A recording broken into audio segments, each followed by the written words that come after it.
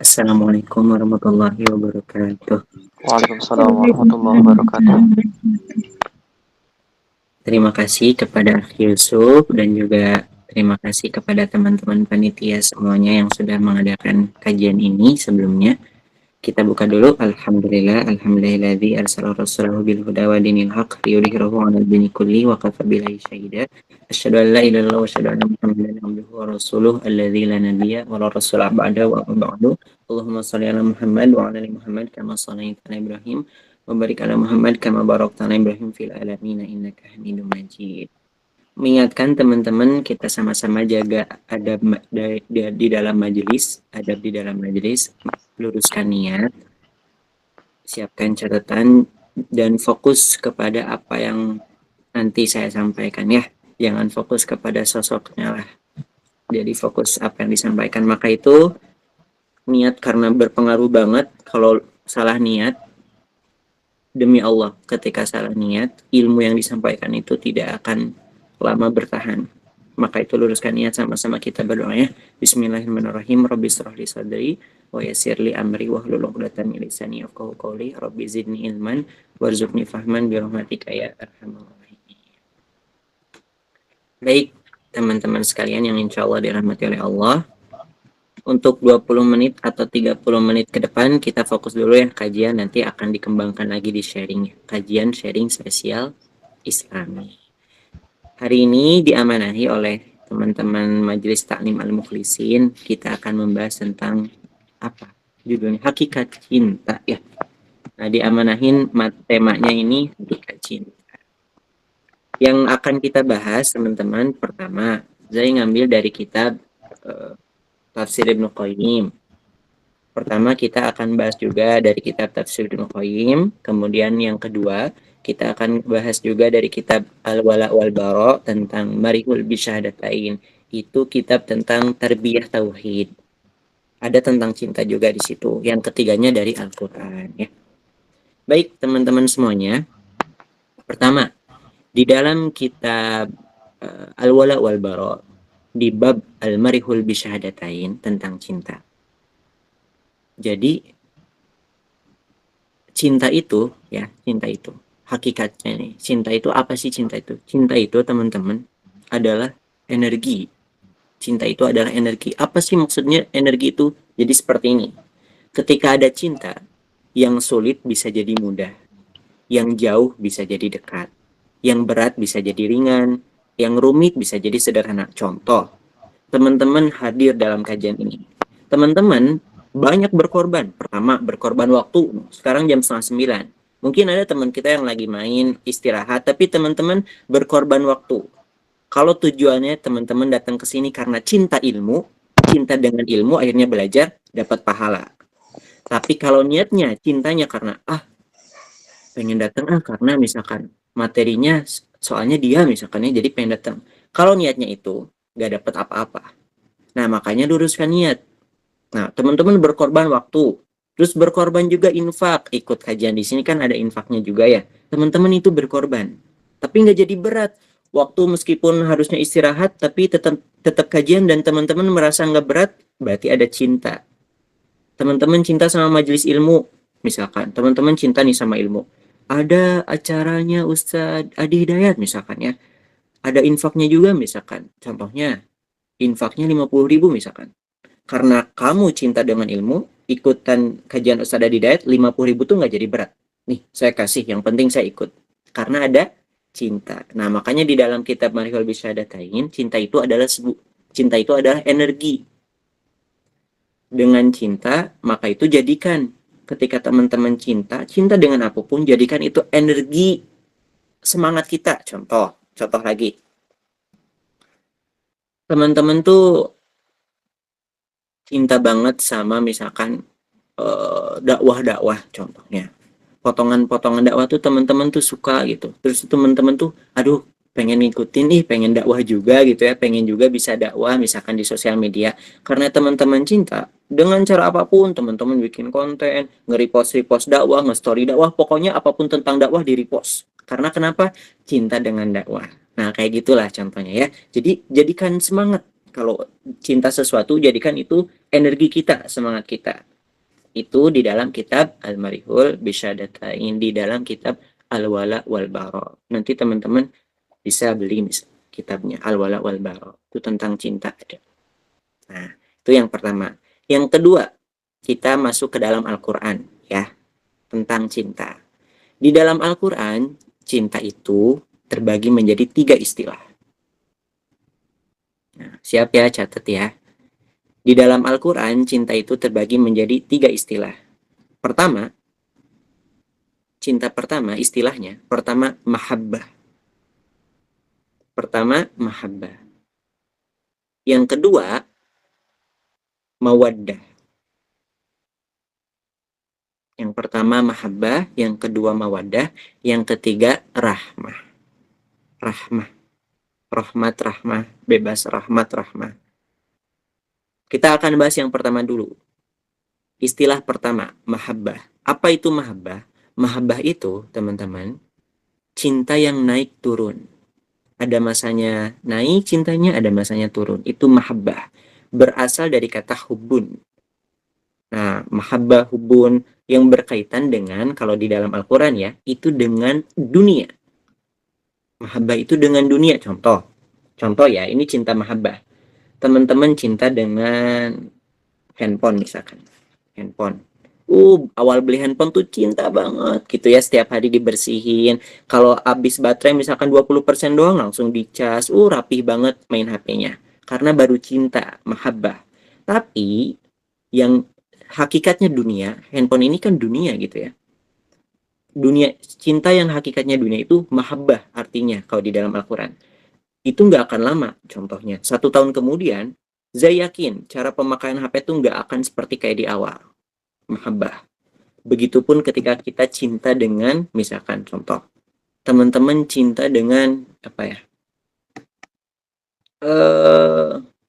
idol misalkan ya, idol K-pop misalkan ya. Contoh teman-teman cinta dengan idol K-pop, teman-teman misalkan contoh, saking cinta dengan idol K-pop, kalau ada fotonya diambil, kalau misalkan ada foto baru di save ke galeri, misalkan ada yang di print fotonya dijadiin album foto karena saking cintanya. Tapi saya yakin beberapa tahun kemudian hal itu tuh jadi bosan. Mahabbah. Begitupun ketika kita cinta kepada manusia itu juga mahabbah. Memang benar Zai, mahabbah betul. Dalilnya ada di dalam surah, nah ini tentang mahabbah ya. Dalilnya ada di dalam surah At-Taubah. Ini kita bahas istilah cinta pertama dulu, mahabbah. Dalilnya di dalam surah At-Taubah ayat ke-24.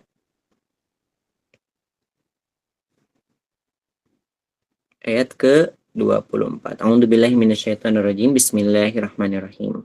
Qul in kana aba'ukum wa abna'ukum wa ikhwanukum wa azwajukum wa ashiratukum wa amwalikum, ada 8 poin sampai perhatikan kalimatnya.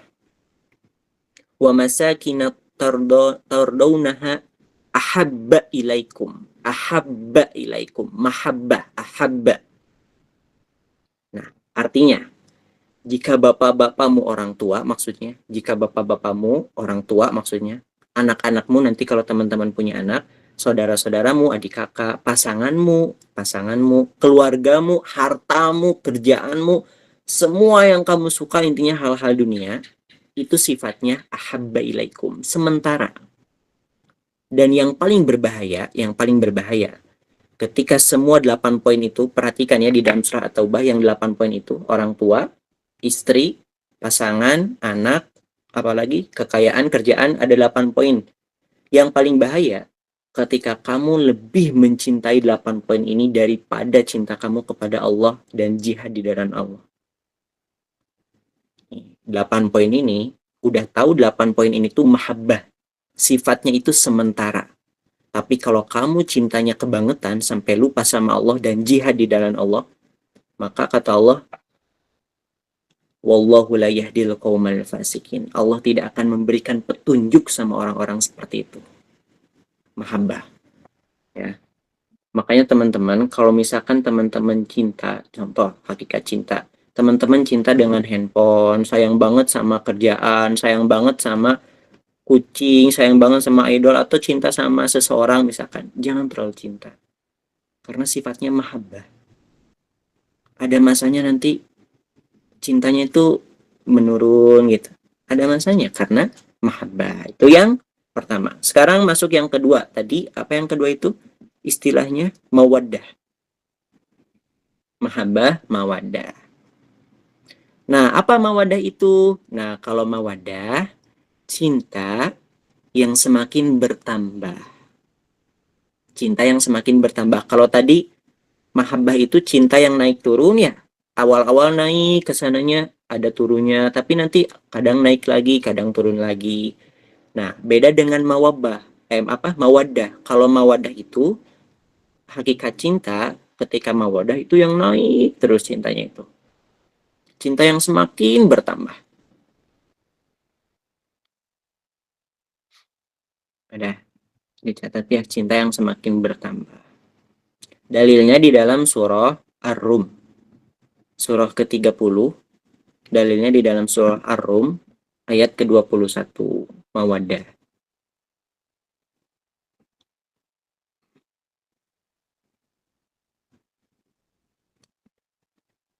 Nah,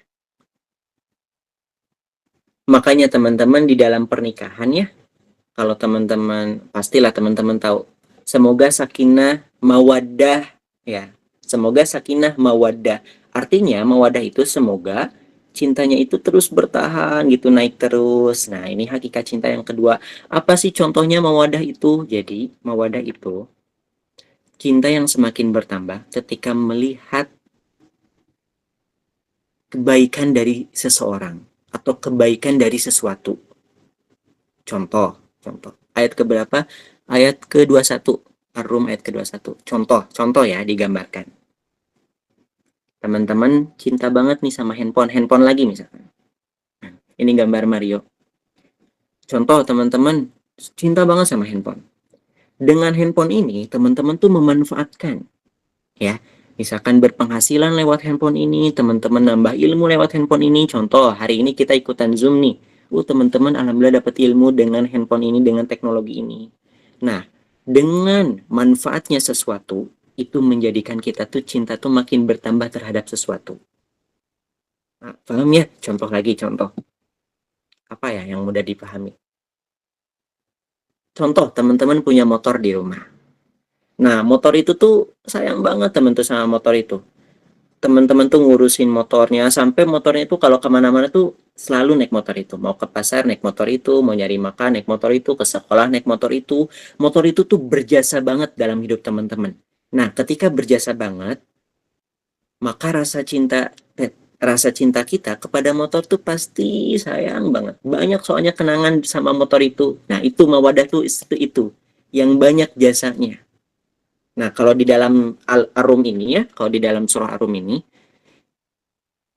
artinya seperti ini, di antara tanda-tanda kebesaran Allah SWT, dia menciptakan pasangan-pasangan agar kamu merasa tentram. Ini mah tentang pasangan ya, cuman kita ambil yang kalimat berikutnya yang ilaiha wa ja'alna bainakum mawaddah warahmah. Mawaddah warahmah.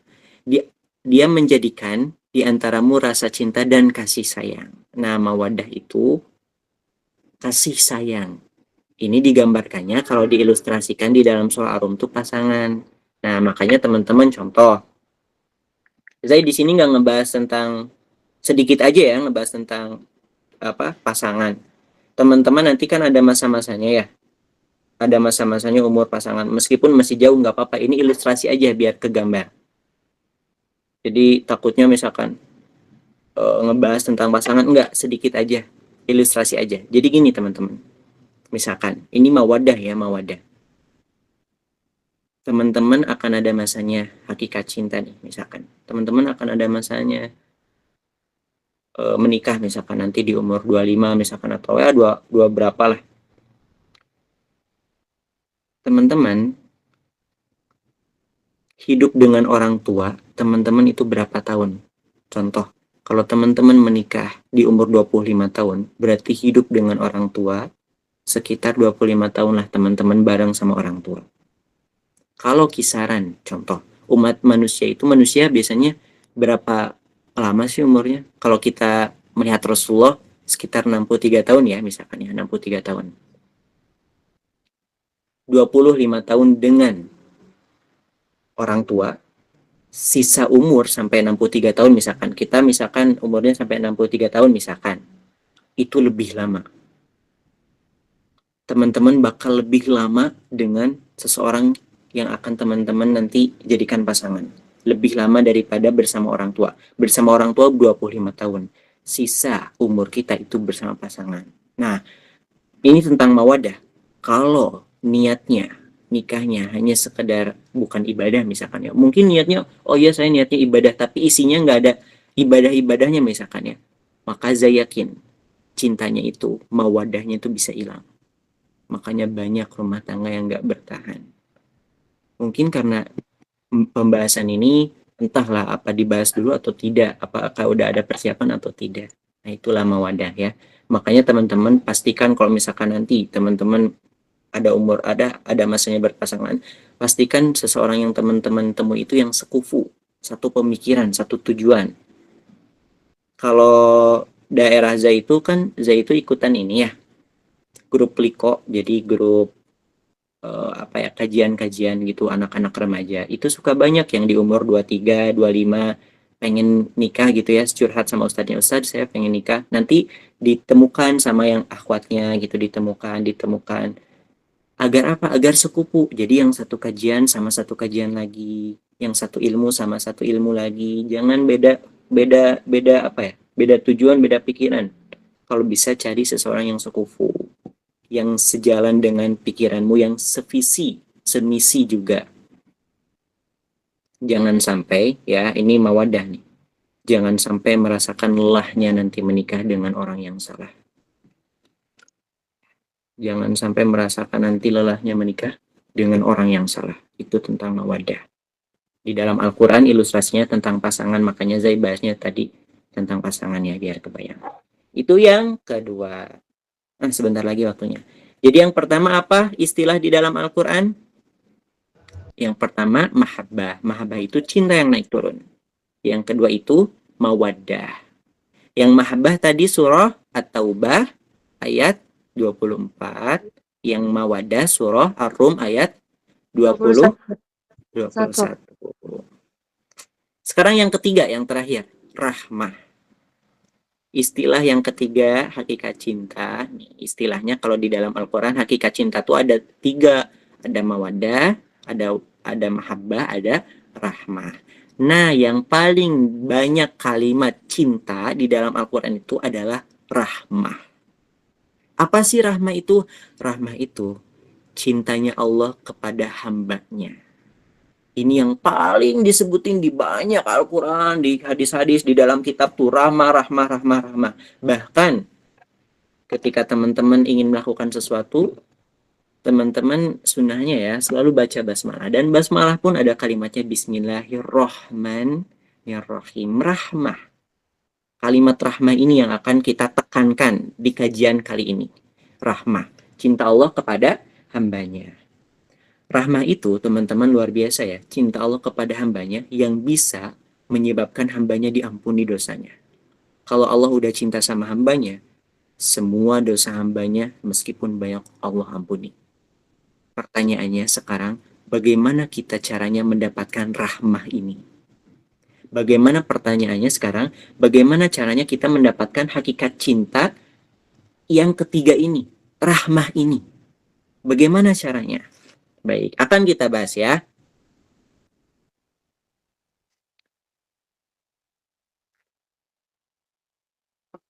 Teman-teman sekalian, kalau misalkan kita ingin mendapatkan rahmah dari Allah SWT, cinta dari Allah SWT, maka dalil yang pertama ya, dalil yang pertama surah Ali Imran ayat ke-8. Nih, ini rahasianya nih, kita aja yang tahu. Kalau pengen dapat rahmahnya Allah, hakikat cinta yang ketiga ini di dalam Al-Quran, cintanya Allah, maka kuncinya Ali Imran ayat ke-8. A'udzubillahi minasyaitonirrajim. Bismillahirrahmanirrahim. Rabbana la tuzigh qulubana ba'da id hadaitana wa hab lana min ladunka rahmah. Ayat ke-8 ini menjelaskan kalau di dalam tafsirnya ya, dijelaskan bahwa segala kegiatan, segala aktivitas selalu libatkan Allah SWT. Harus ada Allahnya di dalam diri kita setiap melakukan aktivitas. Kalau di dalam kitab An-Nawawi, di dalam kitab Arba'in An-Nawawi, hadis nomor kedua, itu hadis yang paling panjang, disebut juga dengan hadis Jibril. Hadis Islam, Iman, Ihsan, itu ada juga kalimat tentang rahmat Allah. Itu di bab Ihsan, di halaman kedua, di bagian paling tengah. Kalimatnya seperti ini. Anta'budallah ka'annaka tarah fa illam takun tarah fa innahu yarak. Kalau pengen dapat rahmahnya Allah, anta'budallah ka'annaka tarah fa illam takun tarah fa innahu yarak. Harus selalu merasa diawasi oleh Allah SWT. Harus merasa selalu dilihat oleh Allah SWT. Contoh.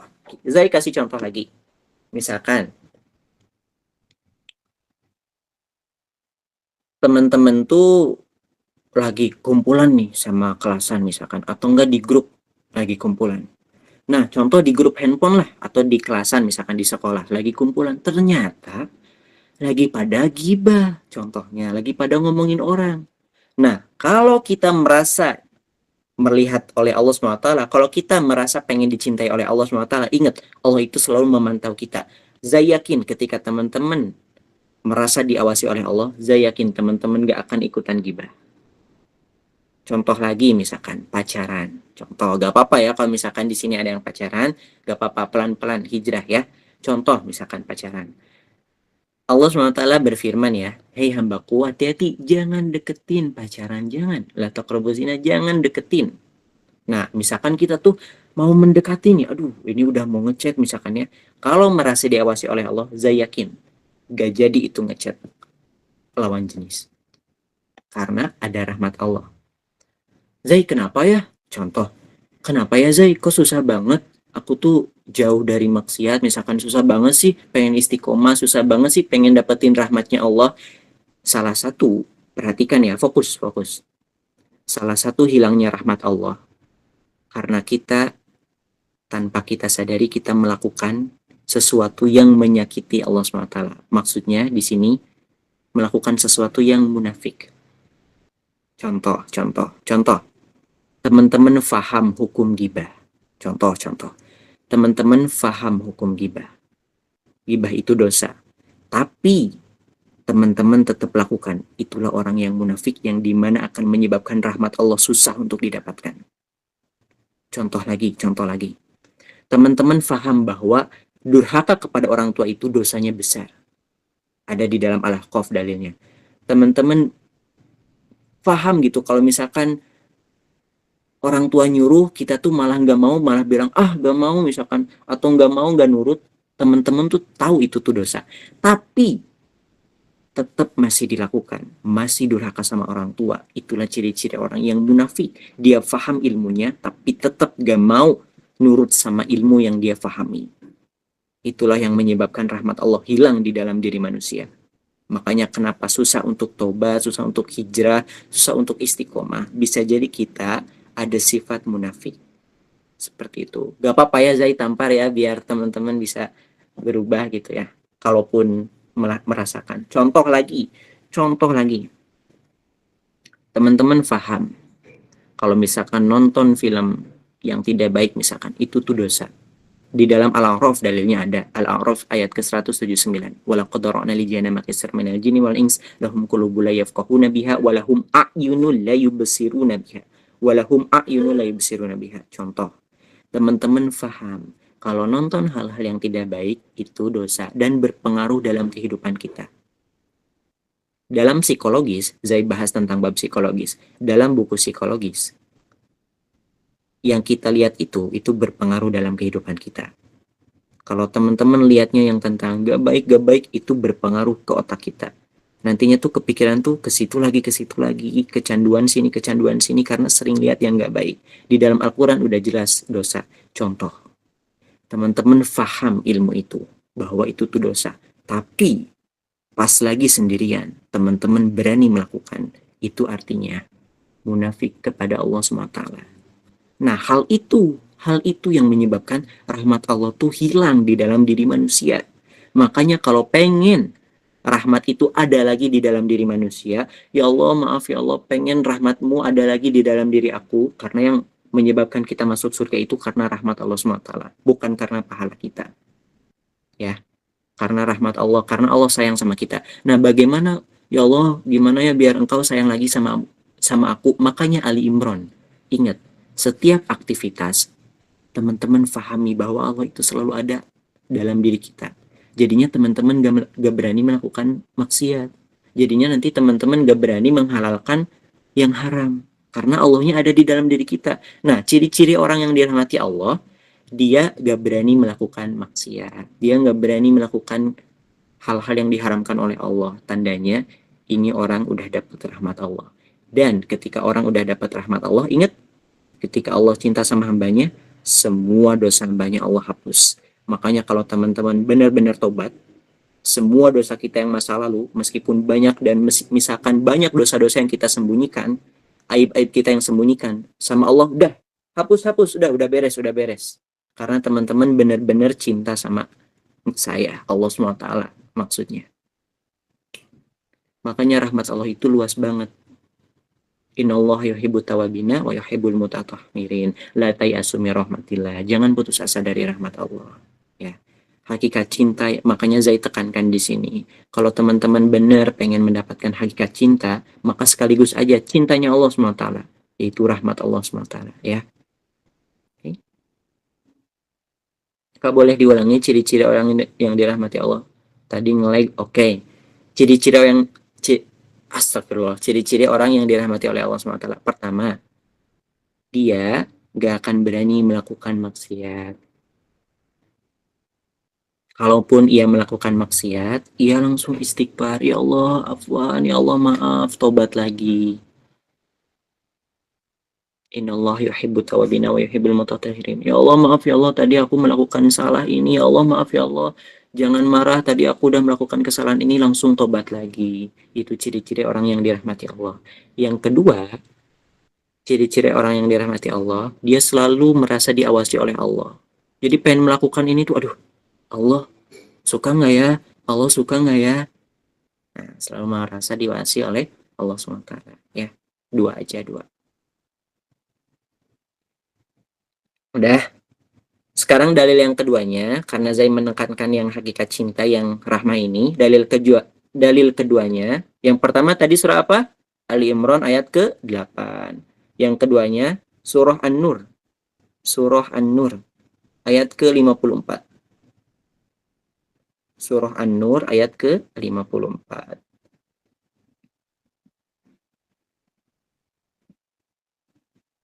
Nah, teman-teman semuanya, surah An-Nur ayat ke-54 ini maksudnya Allah SWT berfirman, kalau pengen dapat rahmat Allah, maka utamakan cintanya aku. Utamakan Allah dulu. Latih diri kita, latih jiwa kita untuk mengutamakan Allah SWT. Contoh lagi. Apa ya? Bangun subuh misalkan. Adzan subuh nih, adzan subuh. Allahu Akbar, adzan subuh. Teman-teman tuh, aduh ngantuk banget, dingin banget. Kalau teman-teman pengen dapat rahmatnya Allah, utamakan cintanya Allah. Paksa bangun ke WC, ambil air dulu, sholat tepat waktu, sholat. Zai, gimana kalau misalkan aku suka kesiangan, misalkan ya, Zai aku suka kesiangan nih, bangun subuh kadang suka jam 5, kadang jam setengah 6 misalkan. Maka itu ada di hadis, kalau misalkan di hadis apa di fikih ya, lupa lagi Zai. Kalau misalkan teman-teman kesiangan misalkan ya, mungkin karena alasannya capek atau apapun, misalkan ya ada tugas malamnya, maka dari itu teman-teman nanti pas bangun di situ juga, misalkan bangun nih jam 5, aduh adzan subuh udah 30 menit yang lalu, bangun jam 5, maka itu langsung bangun sholat subuh, jangan dinanti-nanti. Itu yang menyebabkan dosa, melalaikan kewajiban. Nah, langsung bangun sholat gitu ya. Jadi latih mengutamakan cintanya Allah. Contoh, teman-teman paham ya, kalau misalkan ngomong kasar itu dosa, ngomong kasar itu nggak baik, dan zikir itu baik, zikir itu berpahala. Maka dari itu, kalau teman-teman lagi marah, langsung zikir, astagfirullah, ya Allah, astagfirullah. Kalau teman-teman lagi kaget, jangan ngomong kasar. Langsung, Allahu Akbar, Allahu Akbar. Selalu utamakan cintanya Allah. Nah, kayak gitu ya. Paham ya? Selalu utamakan cintanya Allah SWT. Itu yang kedua. Nah, jadi teman-teman semuanya, beres nih bab tentang yang di dalam Al-Quran hakikat cinta. Ada mahabbah, mawaddah, dan rahmah. Sekarang yang terakhir ya, nanti kita akan sharing. Sekarang yang terakhir kita di dalam kitab Tafsir Ibnu Qayyim. Hakikat cinta di dalam Tafsir Ibnu Qayyim. Jadi saya rangkum cepat ya. Jadi saya rangkum cepat karena waktu juga. Pertama di kitab Al-Walawal Baro, Marihul Bisyadatain. Yang kedua di dalam Al-Quran. Tadi dalil-dalilnya udah ya. Sekarang yang ketiga di dalam kitab Tafsir Ibnu Qayyim. Kemarin saya belajar ini butuh berapa hari ya. Cuman saya rangkum sekarang jadi 1 jam. Jadi beberapa menit doang. Alhamdulillah. Sekarang yang ketiga. Tafsir Ibnu Qayyim tentang cinta. Tafsir surat Yunus ayat 58. Tentang cinta Allah, tentang cintanya Allah atau karunia-Nya Allah. Kalau di dalam kitab ini halaman ke-357. Tafsir surah Yunus, Tafsir Ibnu Qayyim surat Yunus ayat ke-58. Nah, teman-teman yang insya Allah dirahmati oleh Allah SWT, Allah berfirman di dalam surah Yunus ayat ke-58. Katakanlah, dengan karunia Allah, dengan cintanya Allah, orang-orang yang diberikan cinta itu, mereka akan bahagia. Dan Allah telah memberikan cintanya kepada hambanya. Nah, apa sih cintanya Allah kepada hambanya? Ini tafsir. Enak tafsir tuh jadi lebih dalam gitu ngebahasnya. Menurut Ibnu Abbas, kemudian menurut Qadatoh, Mujahid, dan Al-Hasan, serta yang lainnya, bahwa cinta Allah itu yang diberikan ke bumi ini, ke dunia ini, adalah Al-Quran. Jadi, Allah itu udah memberikan cinta, teman-teman, ke dunia ini tuh. Allah tuh udah memberikan cinta kepada manusia itu. Apa salah satu ciri-ciri cintanya Allah? Ternyata Al-Quran. Nah, kata Allah, kalau kamu bisa pegang Al-Quran, kalau kamu bisa menanamkan Al-Quran di dalam diri kita, maka akan aku berikan kegembiraan. Makanya teman-teman, Al-Quran itu adalah pedoman kehidupan. Semuanya diatur. Hidup ini ada aturannya, ada di dalam Al-Quran. Contoh, tentang misalkan ya, mohon maaf, tentang pacaran misalkan. Udah ada nih dalilnya, udah ada dalilnya. Allah tuh udah ngasih cinta. Kamu jangan pacaran nih. Ini nih dalilnya. Ingat kata aku, jangan pacaran. Contoh, kalau kita melanggar pacaran, maka banyak terjadi perzinahan di luar nikah. Data statistik Indonesia tahun 2023. Data jumlah wanita yang hamil di luar nikah, data statistik 2023 CNN Indonesia menyebutkan, itu totalnya ada 30.000 kurang lebih wanita yang hamil di luar nikah. Allah udah kasih cinta kepada manusia. Ya, kata Allah tuh, hey, pegang Al-Quran, pegang biar selamat. Kalau nggak pegang terjadi perzinahan di luar nikah. Contoh lagi, Allah menegaskan bahwa hati-hati, jaga akhlak kepada orang tua. Jangan sampai kita membantah, bilang maksud bilang ini di kata para ulama, ini tuh orang-orang yang gak mau nurut sama orang tua gitu ya. Hati-hati jaga adab kepada orang tua. Kalau nggak dijaga adab, ingat, banyak sekarang kasus terjadi orang tua ngebunuh anaknya ngebunuh orang tua. Banyak sekarang berita-berita seperti itu. Kenapa? Akhlaknya hilang. Anaknya nggak sopan sama orang tua. Orang tuanya ngedidik anaknya nggak pakai agama. Banyak sekarang hancur rumah tangga. Kenapa? Al-Qur'annya nggak ada. Makanya kata Allah, nih pegang Al-Quran, pegang. Kalau pengen selamat, pegang ini. Ini tuh cinta dari saya. Kalau pengen selamat, ini pegang. Gitu. Cuman kenapa manusia tuh pada buta hati? Makanya Allah tuh, kalau kata guru saya, kamu ini beriman gak sih? Kita ini beriman gak sih sama Allah gitu? Kenapa sih susah banget nurut gitu sama Allah? Nah, seperti itu. Contoh lagi. Kita khawatir tentang rezeki. Contoh lagi nih. Ini Al-Quran ya. Al-Quran tuh benar-benar pedoman hidup kita. Contoh. Kita tuh khawatir dengan rezeki. Akhirnya takut rezekinya kurang, takut ekonominya kurang. Akhirnya udahlah menghalalkan segala cara. Main judi, jual beli dengan cara yang haram. Intinya biar dapat uang. Korupsi, mencuri misalkan ya. Apapun pokoknya biar dapat uang. Karena takut dengan rezeki. Di dalam surah An-Najm. Nih Allah berfirman dalam surah An-Najm. Wahai hambaku, wa an laysa lil insani illa ma sa'a wa anna sa'yahu sawfa yura. Tentang rezeki itu udah saya atur. Kalau pengen rezeki kamu banyak, wa an laysa lil insani illa ma sa'a. Tergantung seberapa banyak kamu ikhtiar. Tergantung seberapa banyak kamu bergerak. Semakin banyak kamu bergerak, semakin banyak rezeki yang akan aku berikan. Udah ada di dalam Al-Quran. Cuman karena nggak pegang Al-Quran, banyak sekarang yang menghalalkan segala cara, korupsi, mencuri, apapun dihalalkan demi ekonomi. Rusak sekarang, rusak gak karena menghalalkan segala cara, jadi rusak. Makanya dari itu kata Allah sekali lagi, nih kalau pengen selamat pegang ini, pegang Al-Quran. Rezeki itu udah Allah atur. Gak usah manusia itu ikut-ikut atur yang udah diatur oleh Allah SWT. Di dalam kitab istikharahkan dirimu itu ada kitabnya, judulnya istikharahkan, istirahatkan dirimu dari dunia. Itu ada bab tentang jangan ngurus apa yang udah Allah urus. Salah satunya rezeki misalkan. Itu udah Allah urus. Gak boleh kita ngurus-ngurus, gak boleh. Udah ikhtiar aja.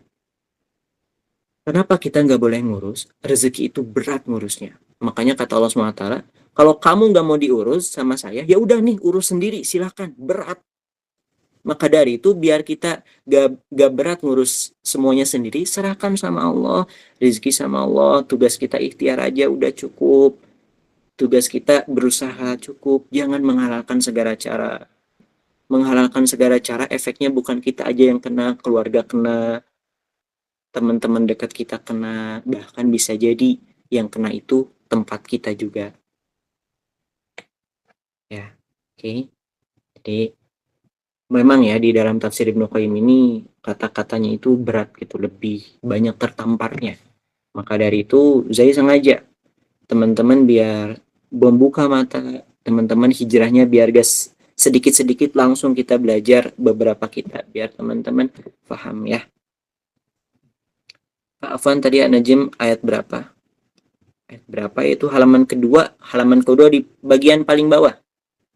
An-Najm halaman kedua ayat berapa ya? 31 gitu kalau nggak salah. Wa allaisa lil insani illa ma sa'a wa nasa'u sawfa yura. Ya. Nanti dicari aja ya. Nah, itu aja teman-teman yang saya sampaikan. 30 menit lebih ya, mohon maaf. 30 menit lebih dikit. Jadi kita rangkum dulu ya. Pertama, hakikat cinta. Apa itu hakikat cinta? Pertama dari kitab Al-Wala wal Bara, kitab Marihul Bisyahadatain, bab Al-Marihul Bisyahadatain. Itu ayat 39. Al-Marihul Bisyahadatain. Cinta itu adalah energi. Yang sulit jadi mudah, yang jauh jadi dekat, yang berat jadi ringan, yang rumit jadi sederhana. Contohnya teman-teman sekarang mengeluarkan waktu, mengeluarkan infaknya, hartanya untuk ikut kajian di sini, mengeluarkan internetnya untuk ikut kajian di sini. Dan Zai berharap semoga ikut kajian di sini karena teman-teman tuh benar-benar cinta sama ilmu. Makanya jadi energi ikut kajian di sini. Biar jadi pahala, luruskan niatnya. Yang keduanya di dalam Al-Quran. Ada 3 istilah. Ada mahabbah, mawadah, dan rahmah. Tadi dalilnya udah disebut juga ya. Dan yang ketiga tafsir Yunus di dalam kitab Tafsir Ibnu Qayyim ya.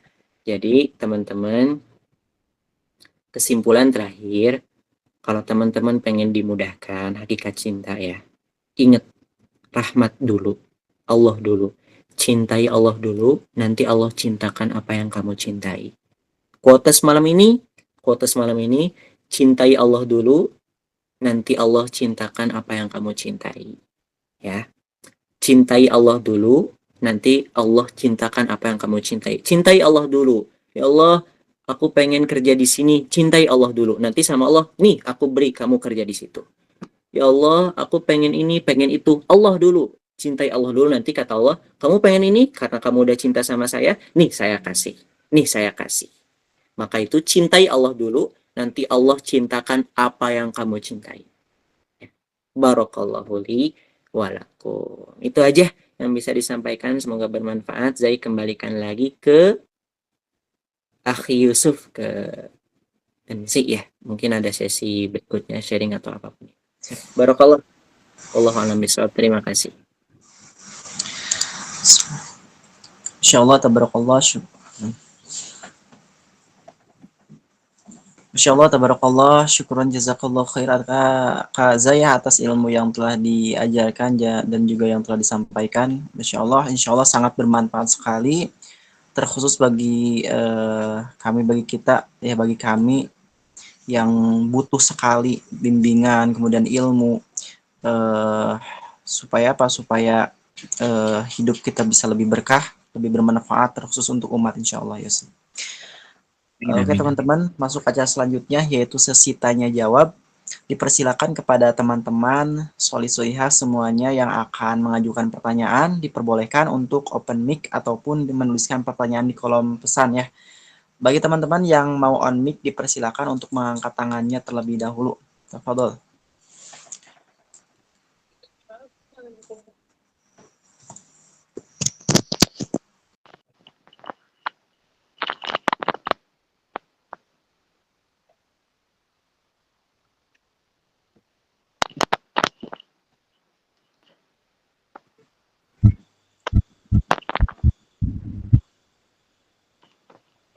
Ustaz, ana izin membaca pertanyaan Ustaz ya. Siap. Ini ada pertanyaan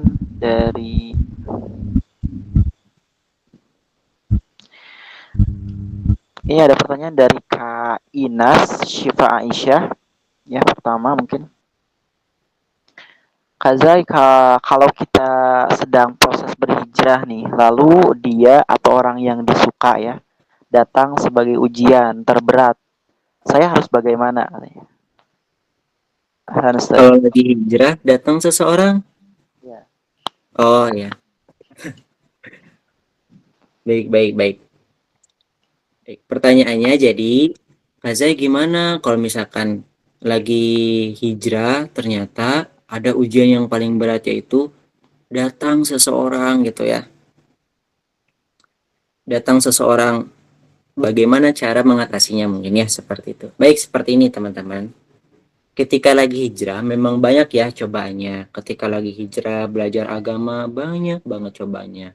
Kadang ada fitnah atau enggak, kadang dijauhi misalkan. Cuman enggak apa-apa sementara. Nanti kalau udah ketemu Allah semuanya beres ya. Terus sekarang pertanyaannya, bagaimana Zai kalau misalkan ini nih yang paling berat gitu ya, di dalam proses berjalannya hijrah tuh ini yang paling berat, yaitu datangnya seseorang yang dimana sayanya tuh kadang keganggu gitu dengan sosok beliau, misalkan ya, keganggu hijrahnya. Baik, dalilnya di dalam jawabannya dijawabnya sama Al-Quran aja ya. Dijawabnya dalilnya, jawabannya dalil surah Ali Imran ayat ke-14.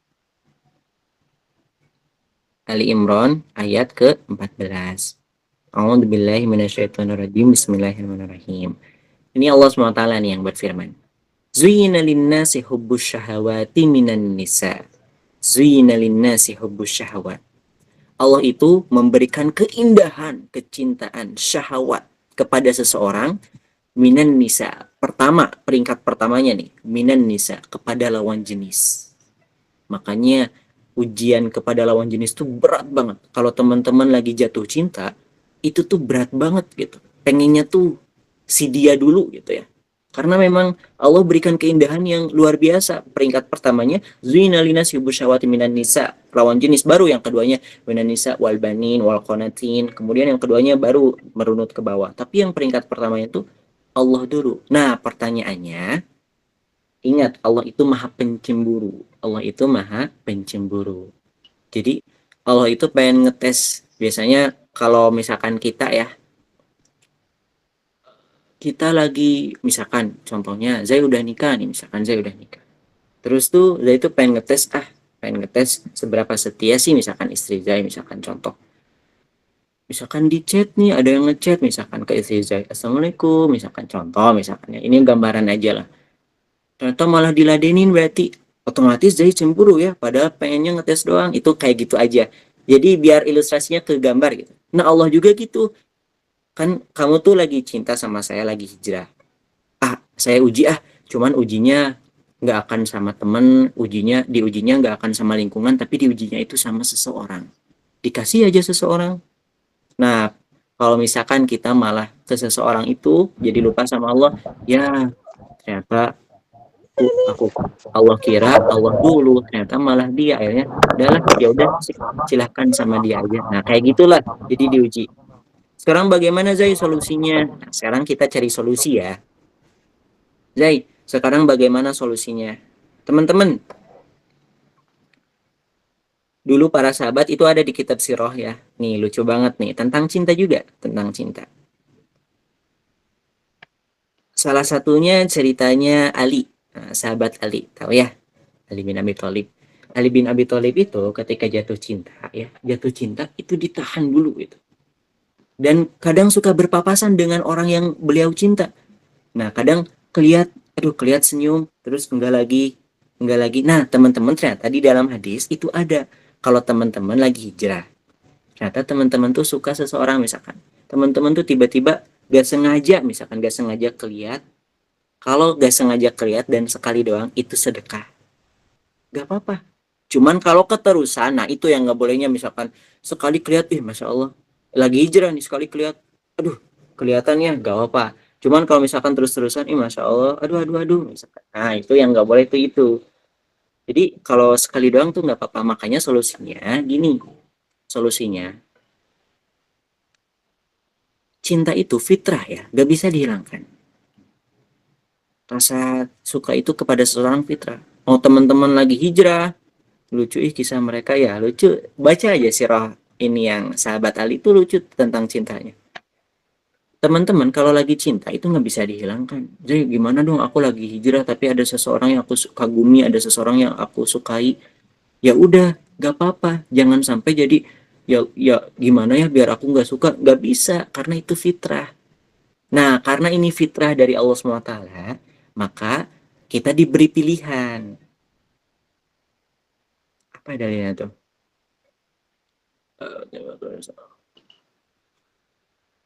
Jadi Allah berikan takwa, fujuraha wa taqwaha. Fa'alhamaha itu dalilnya. Fa'alhamaha fujuraha wa taqwaha. Jadi sama Allah tuh dikasih pilihan kepada manusia. Nih, aku kasih pilihan. Dikasih fujur, dikasih takwa. Fujur itu mengingkari Allah SWT. Nih, saya kasih pilihan fujur, saya kasih pilihan takwa kepada manusia. Kita fitrahnya, suka itu nggak bisa dihilangin, tapi kita bisa mengelola rasa suka itu. Contoh misalkan, duh ini gimana ya, dia suka ngeganggu nih. Udah fokus dulu. Kalau dia ngeganggu terus, mending ke jenjang langsung aja. Misalkan, afwan akhi gitu ya. Atau enggak lewat seseorang, misalkan teman-teman contoh. Udah cinta banget gak kuat misalkan. Pengen banget disampaikan. Kalau pengen banget disampaikan berarti kedepannya harus ada tujuan dulu. Kalau nggak ada tujuan pengen nikah, kalau nggak ada tujuan apa-apa, mending tahan dulu. Makanya ada hadisnya, kalau nggak bisa nahan nafsu, puasa. Ya, itu ada hadisnya. Kalau nggak bisa nahan nafsu, puasa. Tapi kalau teman-teman udah pengen serius misalkan ya, bilang aja. Dan minta sampaikan lewat seseorang. Seperti Siti Khadijah. Siti Khadijah kan lewat seseorang kepada Rasulullah tuh sampaikan. Siti Khadijah suka sama Rasul lewat seseorang. Dan langsung malah singkat cerita menikah. Nah begitulah teman-teman. Jadi kita bisa mengelola ya. Kalau teman-teman ada yang mengganggu seseorang ketika di jalan hijrah kita, pertama, tahan Allah dulu.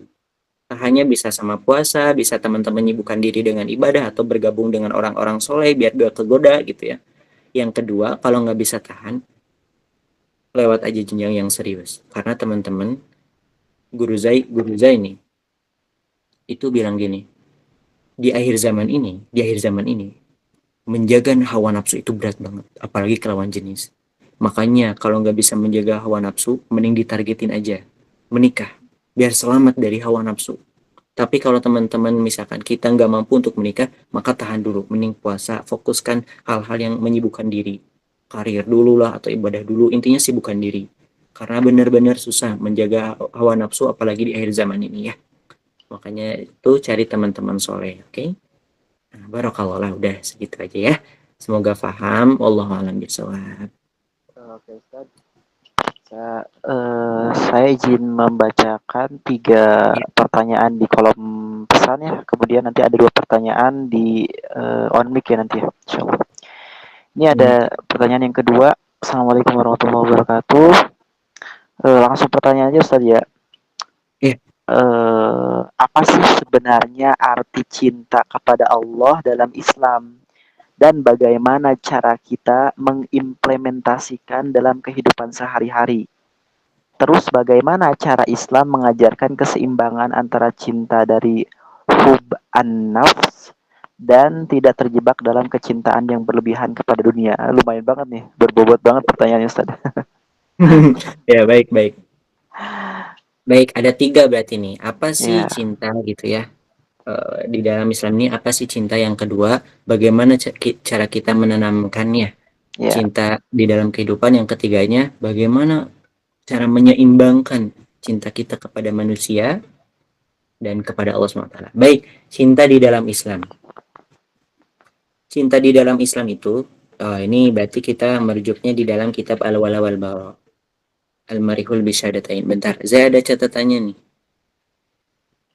Kalau nanti perlu dikirim ada catatannya. Kalau nanti perlu minta teman-teman. Jadi gini, cinta di dalam Islam itu ya. Cinta di dalam Islam itu pertama, ada 3 cinta di dalam Islam itu. Pertama, mengakui Allah sebagai Rob, itu cinta yang pertama. Jadi Allah itu sebagai Rob aja. Allah itu sebagai Tuhan kita. Nah, itu cinta yang pertama. Karena banyak yang terjadi seperti ini. Ini mungkin pembahasannya kayak biasa aja ya, tapi efeknya tuh dalam banget. Ada yang seperti ini, contoh. Dia mengakui Allah sebagai Tuhannya. Dia mengakui Allah sebagai Tuhannya. Tapi kadang dia ketika dikasih ujian sama Allah, ngerasa bahwa kenapa ya ujian ini berat banget gitu. Kenapa ya gak nerima dengan takdir yang diberikan kepada apa ya? Yang diberikan kepada seseorang itu, contoh. Allah kasih takdir berat, terus kita tuh kadang, ya Allah kenapa sih berat banget gitu ya, sampai ada rasa kufur, kenapa sih harus aku. Nah, kalimat seperti itu kalau di dalam kitab Al-Wala wal Bara itu nggak boleh. Kenapa sih harus aku gitu ya Allah? Ya udah, itu takdirnya, terima aja. Kalau kita mengakui Allah sebagai Tuhan, cinta pertama nih sebagai Rob, maka harus terima apapun yang terjadi dalam hidup kita. Mungkin efeknya, mungkin ya kalimatnya sederhana. Kalau kita cinta di dalam Islam itu pertama mengakui Allah sebagai Rob, mungkin sederhana, tapi kalau dirunut ke dalam itu lebih susah lagi ya untuk kita cinta kepada Allah tuh. Dalilnya, kalau perlu dalilnya ada. Dalilnya di surah ke-94 ayat ke-8. Terus surah ke-92 ayat 20-21. Itu yang pertama ya, cinta kepada Allah. Cinta di dalam Islam. Pertama, mengakui Allah sebagai Rob. Apapun yang terjadi, itu yang Allah berikan kepada kita. Itu benar-benar harus. Makanya, teman-teman, contoh kecil. Teman-teman, kejadian di Palestina tahu ya? Lihat aja, anak-anak kecil. Luka berdarah, ada yang robek kulitnya, ada yang berdarah di wajahnya. Mereka apa bilangnya? Ya Allah, hasbunallah wa ni'mal wakil. Kalimatnya tetap berzikir, karena kenapa? Mengakui Allah itu sebagai Robnya, meskipun sakit, meskipun ujiannya perih banget, tapi kalimatnya hasbunallah wa ni'mal wakil, ya Allah. Tuh, berarti dia benar-benar cinta sama Allah. Anak kecil. Kita yang dikasih ujian misalkan cuman gara-gara rezeki, cuman ditinggal seseorang misalkan ya, oh kenapa sih harus aku? Kamu tuh mengakui gak sih saya Rob gitu ya? Kenapa dikasih ujian malah jadi kufur gini? Nah, kayak gitulah bahasanya. Itu yang pertama. Ya, saya kasih contoh kayak tadi anak Palestina. Yang kedua, mengakui bahwa ya, apa cinta di dalam Islam? Mengakui bahwa agama Islam agama yang paling benar. Dalilnya ada di dalam surah ketiga ayat 19 dan ayat 85. Nih, ini bahasanya sederhana. Cinta di dalam Islam kita mengakui bahwa agama Islam yang paling benar. Contoh ya, agama Islam, kalau kita mengakui agama Islam yang paling benar, maka harus siap mengikuti hukum-hukum di dalam agama Islam. Contoh, banyak terjadi kasus pembagian warisan. Laki-laki berapa laki-laki? 2 ya, wanita 1. Ya perbandingannya seperti itu ya. Wanita 1, laki-laki 2. Banyak itu terjadi kasus. Loh, kenapa wanita 1? Kenapa laki-laki 2? Hei, ini hukum agama. Kalau kamu cinta Islam, ingat hukum agama, maka agama Islam yang paling benar. Contoh lagi. Ngebahas tentang apa ya?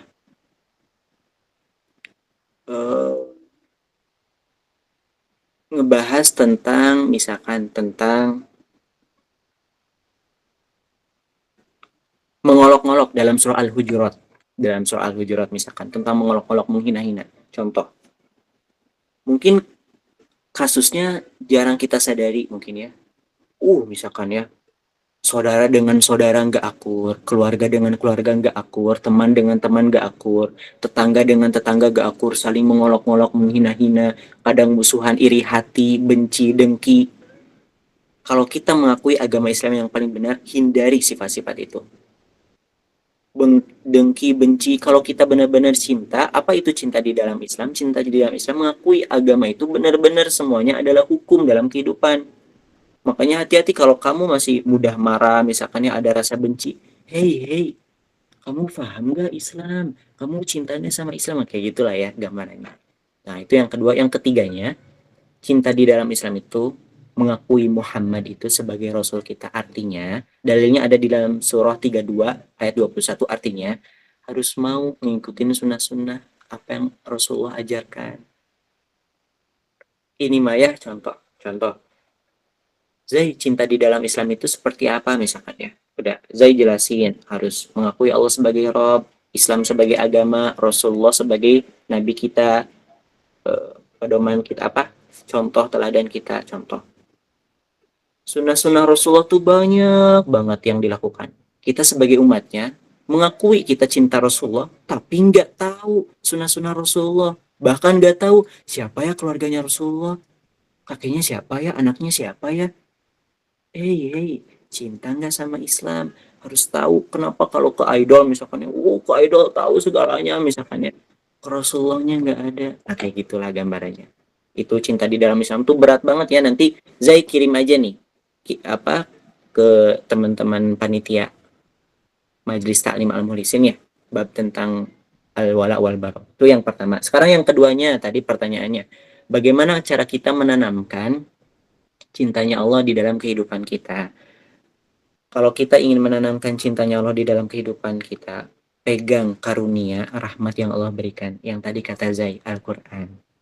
Al-Quran ini adalah cinta Allah. Jadi Allah tuh ngasih cinta kepada manusia, yaitu Al-Quran. Nih, ini cintanya aku ya, ini aku kasih ke kamu, pakai ya gitu. Nah, kalau kita ingin menanamkan cinta Allah dalam kehidupan, maka peganglah pedoman kehidupannya itu Al-Quran. Bagaimana Jai caranya? Baca Al-Qurannya, baca. Makanya pertanyaannya sekarang, muhasabah diri ya. Lebih banyak buka HP, buka Quran. Lebih banyak buka HP, buka Quran. Jai, saya pengen. Zai, saya pengen dong. Al-Quran, Masya Allah. Zai, saya pengen istiqomah. Zai, saya pengen menanamkan cintanya Allah dalam kehidupan. Pertanyaan sederhananya, lebih banyak buka HP, buka Quran. Sholat lebih banyak tepat waktu, apa telat terus. Allah tuh 5 kali manggil kita. Allahu Akbar, subuh, zuhur, asar, maghrib, isya 5 kali. Hayyalah sholat, zuhur, hayyalah sholat. Dipanggil 5 kali. Kita sibuknya sampai telat sholat.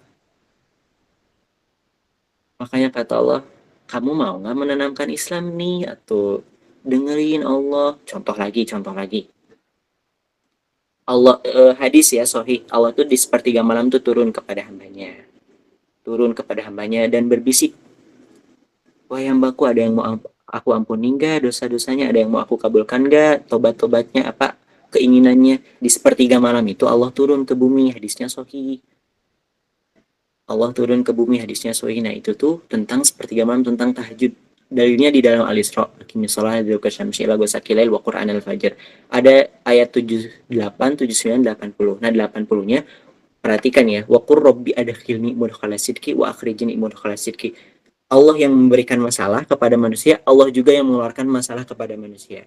Nah, kalau kita pengen menanamkan kehidupan agama, kehidupan cintanya Allah, maka tanamkan Al-Quran, tahajud, bangun tahajud, sok sama Allah dulu. Kan kita pengen menanamkan cintanya Allah, maka sok bangun tahajud. Berawal dari bangun tahajud. Makanya, kita tahu Allah yang memberikan ujian, kita tahu Allah juga yang menyelamatkan gitu ya. Cuman masanya kitanya jarang serius sama Allah gitu aja. Kita terlalu banyak keinginan, cuman kitanya jarang serius sama Allah SWT. Makanya bangun tahajud, kita tuh banyak dosa. Malu ya, kita tuh terlalu banyak keinginan. Terlalu banyak urusan dunia. Bangun tahajud, berdua, bermanja-manja coba sama Allah, bermanja-manja di sepertiga malam. Kalau kita pengen menanamkan cintanya Allah di dalam kehidupan, coba bermanja-manja sama Allah di sepertiga malam. Makanya kan kalau kata para ulama seperti ini, kalau udah kotor-kotoran, mandi lagi. Kalau udah melakukan maksiat, kalau udah lupa sama Allah, istighfar lagi, tobat lagi. Ya, bangun. Malam ini cobain nih, malam ini niatin sepertiga malam. 2 rakaat aja, 3 rakaat gak apa-apa. Bangun ya, kita tuh terlalu banyak dosa, guys. Bangun. Kalau kita ingin menanamkan cinta Allah dalam kehidupan, berawal dari tahajud. Jadi, kita harus punya barter. Kita meluangkan waktu buat Allah, nanti Allah memberikan cintanya kepada manusia. Kita juga harus berkorban waktu. Ya Allah, sok, saya berkorban waktu. Saya akan bangun tahajud, berkorban waktu untuk kamu, untuk engkau ya Allah. Nanti Allah, oke, saya juga akan mudahkan kehidupan kamu. Saling berkorban. Nah, kadang kita tuh berkorbannya dikit, tapi pengen ngerasa, ya Allah, cinta ya aku, ya Allah, tolong dong, rahmati aku. Kayak gitu lah ya. Makanya, yuk, bangun tahajud. Itu yang keduanya. Yang terakhir, yang ketiganya, ini banyak banget ya. Pertanyaannya berbobot, luar biasa. Yang ketiganya, bagaimana ini menyeimbangkan hubungan ya, cinta kepada manusia dan kepada Allah. Gini aja. Contoh. Afwan Ustaz. Iya. Bukan hubunas tapi hub an-nafs. Apa? Hub an-nafs. Oh, hub an-nafs, nafsu. Ya, betul sekali ya. Nafs diri kirain sendiri hubungan, afwan. Bagaimana berarti bukan kawan jenis ya, ke diri sendiri. Bagaimana caranya kita menyeimbangkan cinta kepada diri sendiri dan kepada Allah SWT? Karena kan kita harus cintanya kepada Allah ya, 100%. Tapi kita juga harus cintai diri sendiri. Ini, seperti ini. Contoh.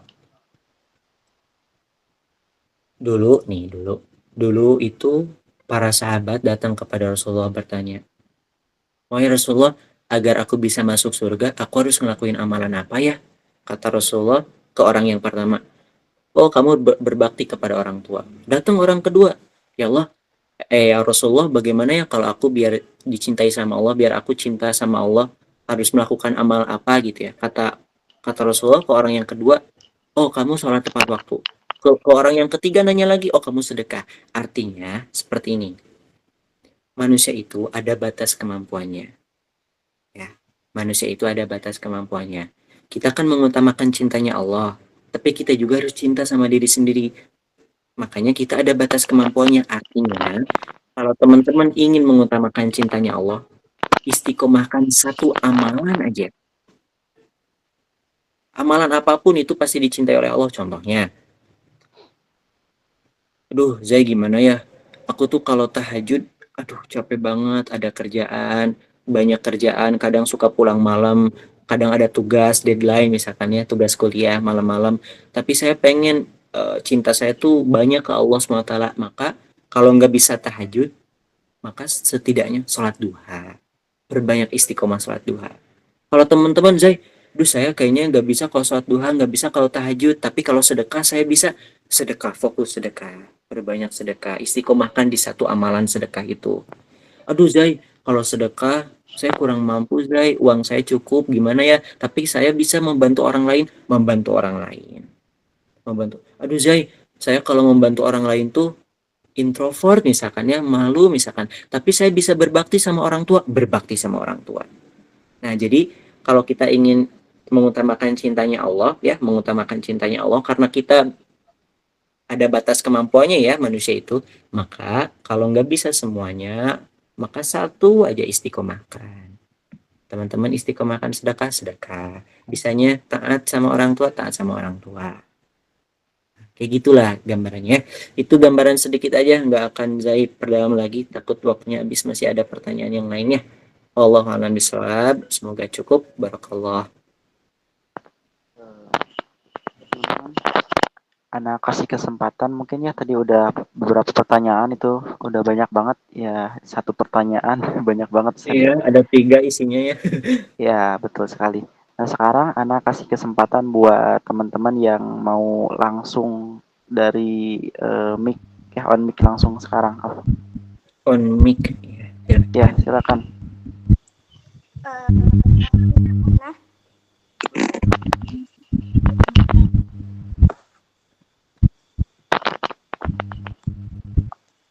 Tafadholi Ukhti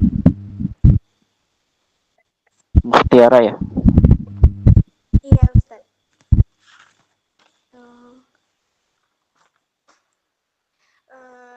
Afwan Kak Zai, izin mau nanya, gimana hukumnya kalau misalkan dia itu ngaku cinta sama Allah, tapi itu cuman sekedar di lisan aja, tapi dia itu nggak sampai ke hati, atau nggak ada kayak amalan apa aja yang mendatangkan kecintaan Allah kepada dia.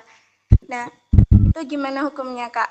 Dia tuh cuman sekedar ngaku di lisan doang, tapi nggak diamalkan gitu. Syukran, Kak. Jadi, bagaimana hukumnya orang yang lisannya kayak yang orang-orang bener taat ibadah, taat sama Allah, tapi ternyata yang diamalkannya tuh nggak ada misalkan. Itu hukumnya kabura maktan. Ngomong doang gitu ya, kabura maktan. Tahu nggak teman-teman? Hukuman bagi orang-orang yang seperti ini, kabura maktan. Contoh ya.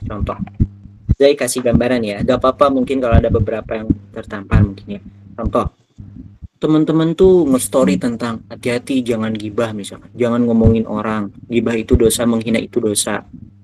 Tapi ketika suatu hari teman-teman malah gibah sendiri, kemakan sama omongan sendiri.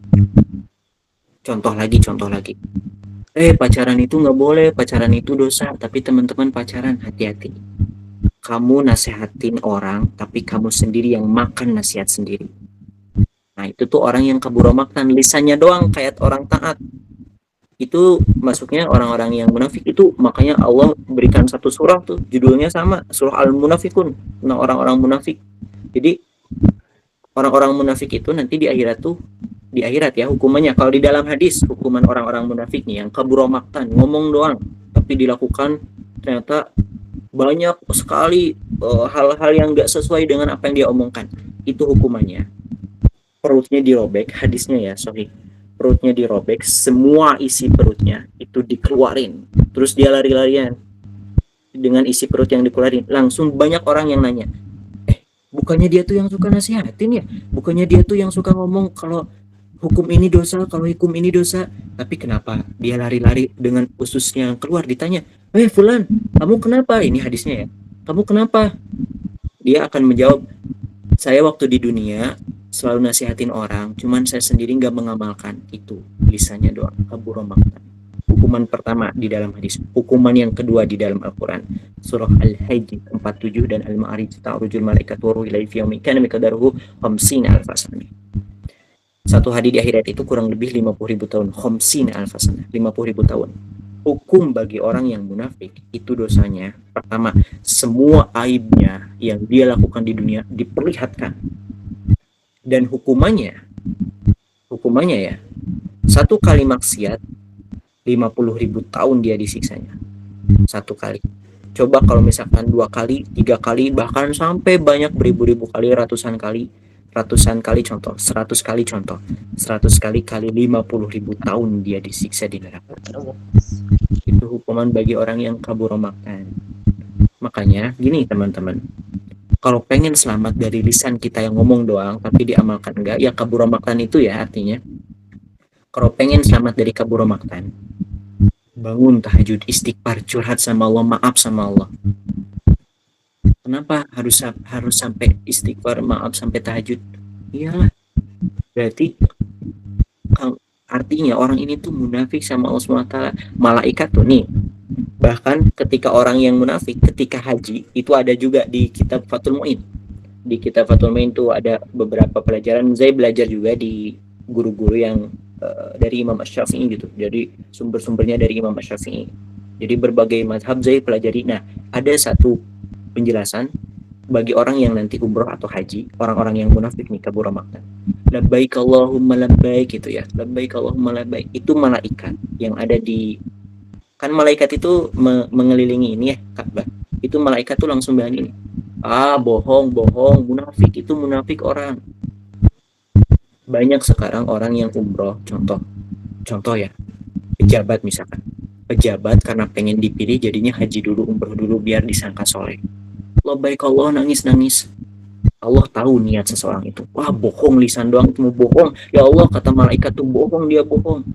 Itu di dunia tuh digituin, apalagi di akhirat. Makanya di akhirat itu malaikat tuh marah-marah, langsung disiksa. Makanya kata Allah SWT, dirobek badannya, dikeluarin isi perutnya. Bagi orang yang kabur makan, itu hukumannya. Terus bagaimana ya? Aduh, saya takut banget, aku takut gitu ya. Aduh Zai, gimana ya, misalkan aku takut kabur makan, aku takut banget. Maka dari itu sekali lagi kata Zai, kalau udah kotor-kotoran, mandi lagi. Kalau udah ngerasa kabur makan, ngomong doang, melakukan dosa, tobat lagi, tobat. Semoga matinya lagi bersih, lagi tobat. Kalau pengen serius tobat, kalau pengen serius hijrah, kalau pengen serius minta ampun sama Allah, aqimis shalah liduluki syamsi ila gosakilai, tahajud. Bangun tahajud. Kita tuh banyak dosa tahajud. Kita tuh kadang banyak munafik, omong doang. Kita tuh banyaknya lisan doang, kabur makan. Maka dari itu minta maaf sama Allah, tahajud, bermanja-manja sama Allah di sepertiga malam, nangis di sejadah, nangis. Kita tuh banyak banget ngomongnya doang itu ya. Jadi kalau kabur makannya pengen dihapus, gak mau tuh kayak tadi Zai ceritain siksa-siksaannya dihapus, makanya tobat sama Allah. Jadi gimana kalau misalkan Allah nggak mengampuni, takutnya Allah marah? Nggak akan. Rahmat Allah tuh lebih luas, ampunan Allah tuh lebih luas. Makanya bahkan ketika kita istighfar doang itu dosa-dosa kita tuh udah diampuni. Ada satu amalan yang mengampuni dosa nih, tambahan aja ya. Ada satu amalan yang bisa menghapus dosa kita meskipun dosa itu besar. Amalannya itu setiap bangun tidur, teman-teman, setiap bangun tidur kan kita berdoa ya, alhamdulillahilladzi ahyana ba'dama amatana wa ilaihi nusyur. Nah, setelah doa itu tambahin doa astaghfirullahalladzi la ilaha illa huwal hayyul qayyum wa atubu ilaihi. Sebanyak-banyaknya, 3 kali atau 10 kali atau mau lebih silahkan. Langsung bangun astaghfirullahaladzim sambil ke WC gitu ya. Maksudnya sambil jalan ke WC, jangan di WC. Sambil jalan ke WC, astagfirullahaladzim, la ilaha illallah, pas sudah masuk WC, wudu, misalkan mau sholat subuh atau mau tahajud, pas beres wudu, keluar dari WC, lanjut lagi zikir, astagfirullahaladzim, la ilaha illallah, setelah itu langsung tahajud, minta maaf sama Allah. Kalau kita nggak mau kategori kabur makan, nggak mau disiksa tuh kayak yang tadi Zai ceritakan dalil-dalil hadis-hadisnya serem-serem siksanya, kalau nggak mau seperti itu, tobat, tahajud, bangun. Kita tuh banyak dosa, bangun, berduaan sama Allah SWT ya. Wallahu a'lam bishawab. Cukup Ya, syukran Kak. ya, sama-sama. Oke, mungkin teman-teman ini pertanyaan terakhir saja Siap. Tafadhol yang opsi atau aksi teman-teman yang mau bertanya pertanyaan terakhir. Ya, boleh, silakan. Kak izin bertanya. Udah diizinin sama Akhi Yusufnya? Atau ini Kak Indah ya, Kak Indah. Oh, ya, siap-siap. Tafadholi. Assalamualaikum warahmatullahi wabarakatuh. Waalaikumsalam. Waalaikumsalam warahmatullahi wabarakatuh. Kak Afwan izin bertanya, Ya. bagaimana cara agar kita selalu menepati sholat waktu itu supaya nggak males gitu? Soalnya Oh, soal. soalnya terkadang ya sholat udah azan gitu, terus apa namanya suka nunda-nunda gitu kadang. Nundanya karena apa dulu? Kalau ada kerjaan atau ada hal yang mendesak gak apa-apa. Nundanya karena apa dulu? Karena ada godaan dari handphone gitu, kayak tanggung nih balas chat dulu gitu biasanya. Oh ya. Udah itu aja. Ya itu bagaimana solusinya agar menghindari itu gitu. Oke, baik. Baik. Syukron. Afwan. Baik. Bagaimana caranya agar kita tidak terganggu, agar tetap sholat tepat waktu? Gini ya. Allah udah berikan keringanan. Kalau misalkan contohnya ada hal-hal yang mendesak itu nggak apa-apa. Contohnya misalkan dokter harus ngoperasi misalkan ya. Lagi ngebedah nih misalkan lagi ngebedah harus ngoperasi. Karena dia ngerasa harus tepat waktu. Lagi ngoperasi, lagi ngerobek pasien. Ada azan. Udah nanti lagi jadinya meninggal pasiennya. Nah, kalau intinya kalau ada hal-hal yang urgen, kalau ada hal-hal yang urgen itu nggak apa-apa. Cuman kalau misalkan alasannya gara-gara tadi misalkan ya, aduh ada balas chat dulu, ada HP dulu. Gini ya, HP itu ya, HP itu bisa melalaikan banget guys. Salah satunya juga kalau misalkan sholat, contoh lagi sholat, tiba-tiba ada notif HP, itu bisa jadi suatu nggak fokus. Sholat tuh tiba-tiba ke HP, aduh pikiran tuh jadi ke HP. Nah, HP itu bisa mengganggu. Nah sekarang solusinya bagaimana Zay? Agar misalkan bisa gitu sholat tepat waktu. Apa ya solusinya ya harus dipaksa gitu ya. Karena gini ya, rasa malas, rasa menunda-nunda itu dari setan. Makanya Rasulullah itu berlindung dari sifat malas. Rasulullah itu berlindung dari sifat menunda-nunda. Karena itu perbuatan setan. Apa ya doanya? Saya lupa doanya. Ada itu doanya khusus untuk kita agar tidak bermalas-malasan. Agar kita tidak menunda-nunda. Karena itu kerjaan setan ya. Nah gini teman-teman. Solusinya kalau misalkan agar pengen sholat tepat waktu, maka ketika masuk azan itu udah waktu sholat, teman-teman udah bisa sholat. Jadi contoh nih, udah masuk azan, Allahu Akbar, udah simpan wudhu dulu, sholat berapa menit sih? Paling cepet kalau sholat zuhur asar paling 5 menit ya, 4 menit, 5 menit lah. Sholat maghrib berapa menit, sholat isya berapa menit, dikit, bentar, 5 menit, 10 menit lah. Sholat dulu 5 menit misalkan. Udah, simpen dulu nanti lanjut lagi main HP-nya. Jadi kalau teman-teman ngerasa kalau misalkan masih malas sholat tepat waktu, coba udah masuk azan langsung sholat. Karena kan azan itu udah waktu sholat, udah boleh sholat gitu. Takutnya misalkan memahaminya harus beres azan dulu, harus beres qomat dulu gitu. Takutnya memahaminya seperti itu. Memang seperti itu juga, cuman kalau udah masuk azan, Allahu Akbar, itu udah masuk waktu sholat. Jadi bisa kita sholat. Langsung aja sholat.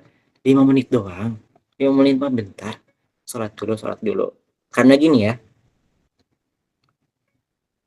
hal-hal yang ditunda-tunda, apalagi yang berkaitan dengan ibadah, itu yang bekerja itu kemalasan dan setan juga yang menggoda diri kita itu. Makanya kalau berani sekali aja, kalau berani satu kali menunda-nunda sholat, itu kedepannya bakal gitu lagi. Meskipun sekali doang. Makanya usahain coba pelan-pelan aja. Taat sama Allah, maksudnya sholat tepat waktu, pelan-pelan aja lah, step by step ya, berproses. Hidup, life is process ya, berproses step by step. Sama seperti naik motor aja. Nah itu tuh doanya tuh, Allahumma inni a'udzubika minal ajzi wal kasal. Doa tentang ini malas. Makanya kan Rasulullah tuh sampai berdoa juga, karena malas tuh emang dari setan ya. Kita ini berhadapan dengan setan, jadi jiwa kita ini lagi berantem lah ibaratnya tuh sama setan. Ayo sholat dulu apa? Nunda dulu, sholat dulu apa? Nunda dulu. Kayak gitulah. Ya. Maka dari itu solusinya ingat solusinya ingat. Sholat tuh bentar doang, 5 menit doang. Atau 10 menit lah, 5 menit lah misalkan yang sholat tuh 5 menit doang. Dan ingat itu ya pertama bentar doang. Yang kedua wudu gitu ya. Yang kedua wudu karena setan itu kalau kalau kita udah wudu, setan tuh langsung hilang gitu ya. Makanya kan salah satu kalau kita marah itu salah satu memadamkan marah tuh wudu. Artinya setan itu kalau kita udah wudu, setan tuh langsung lari gitu. Wudu aja wudu, paksain wudu gitu ya. Makanya kalau para ulama ya, para ulama itu ketika mau sholat itu mandi dulu. Sholat kan ada 5 waktu ya, itu para ulama tuh mandi dulu. Sepertiga malam mandi, jam 11 misalkan mau sholat duhur mandi, siangnya mandi gitu, bersih-bersih. Biar seger, menghadap Allah tuh seger gitu. Menghadap Allah tuh gak males gitu. Wudu ya, wudu tuh seger. Itu yang kedua. Yang ketiga kalau masih males, yang terakhir yang ketiga kalau udah waktu azan masuk Allahu Akbar, langsung aja sholat. Takutnya menunda-nunda. Tapi kalau laki-laki beda lagi, ke masjid berjamaah gitu ya. Cuman kalau perempuan kan di rumah ya. Kalau perempuan misalkan biar terhindar dari malas ketika udah ada azan Allahu Akbar langsung sholat. Ya. Kak siapa Indah tadi itu. Itu segitu bagaimana cukup Kak Indah? Cukup Kak, syukron kasiron. Assalamualaikum Afwan, warahmatullahi afwan. wabarakatuh. Waalaikumsalam warahmatullahi wabarakatuh. Wallahualam, terima kasih teman-teman ya, barakallah. Jam berapa nih? Jam Insyaallah. setengah 10. Udah jam 10 tadi ya, insyaallah.